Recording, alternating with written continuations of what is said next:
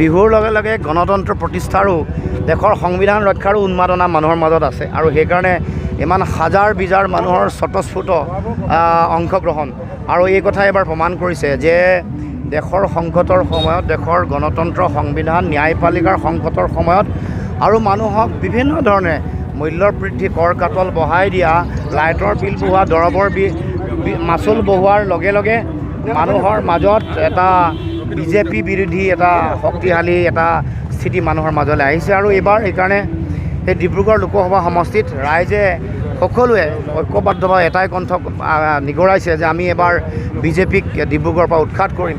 তেওঁলোকৰ যিমান বাহিৰৰ পৰা নেতা নাহক লাগিলে, বিহাৰৰ পৰা নেতা মানি আনি উদ্ধাৰ অভিযানত সৰ্বানন্দ সোণোৱাল নানামক লাগিলে, গতিকে বিহাৰৰ নেতাইও সৰ্বানন্দ সোণোৱালক এতিয়া এইবাৰ বচাব নোৱাৰে।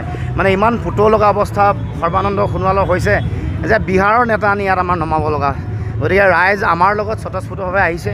আমাৰ সকলো জাতি জনগোষ্ঠী খিলঞ্জীয়া ৰাইজৰ অংশগ্ৰহণ, সকলো ভাষা ভাষী অসমৰ ধৰ্মাৱলম্বী লোকে ইয়াত অংশগ্ৰহণ কৰিছে। সকলোৱে একতাৰ জয়গান গাইছে, সমন্বয়ৰ জয়গান গাইছে, ঐক্যবদ্ধভাৱে আগুৱাই যাবৰ কাৰণে বিজেপিক পৰাভূত কৰিব সকলো শ্ৰেণীৰ মানুহ, সকলো জাতি জনগোষ্ঠী ভাষা ভাষী লোক, চহৰে নগৰে গাঁৱে ভূঞে থকা সকলো মানুহ নিজে নিজে নিজৰ পকেটৰ ধন খৰচা কৰি ওলাই আহিছে আৰু কৈছে যে আমাৰ জাতিটোক বচাব লাগিব, ভাষা কৃষ্টি সংস্কৃতিক বচাব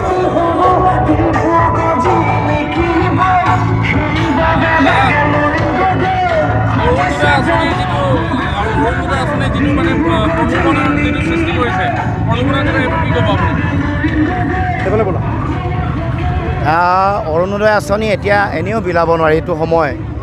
এইটো সময়ত নিৰ্বাচনী অধিসূচনা জাৰি কৰাৰ পাছত যিটো মডেল কোড অফ কণ্ডাক্ট সেইটো ভংগ কৰি এতিয়া বিজেপিৰ কৰ্মকৰ্তাসকলে তেওঁলোকে অৰুণোদয় আঁচনিৰ ভুৱা প্ৰপত্ৰ বিলাইছে, তাকো এইখন প্ৰপত্ৰ ভুৱা।